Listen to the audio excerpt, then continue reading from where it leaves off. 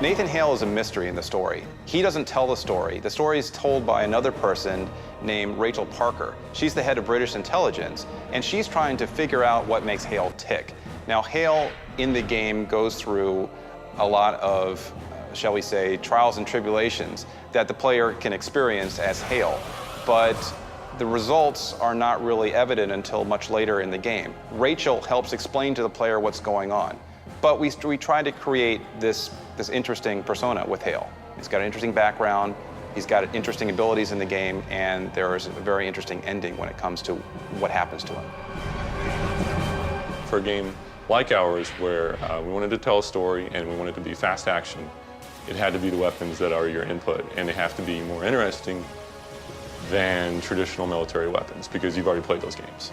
The weapons are the player's input. His only control over the gameplay. You're defined as to what you can do in the game, otherwise you're watching a movie. All the characters have a very different animation style to them.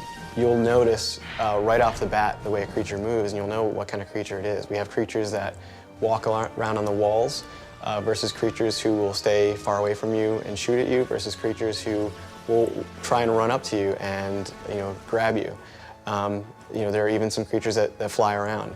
And all these movements are unique to each creature type, so that you won't feel like you're fighting the same creature over and over and over again with a different texture swap or something like that. Part of playing this game is about discovering who the Chimera are and where they're from. And we really had a lot of fun coming up with the different forms for the Chimera, because we wanted to, A, make them all scary, B, give them different combat abilities so that you as a player would have a lot of kind of new challenges every time you faced a new Chimeran enemy.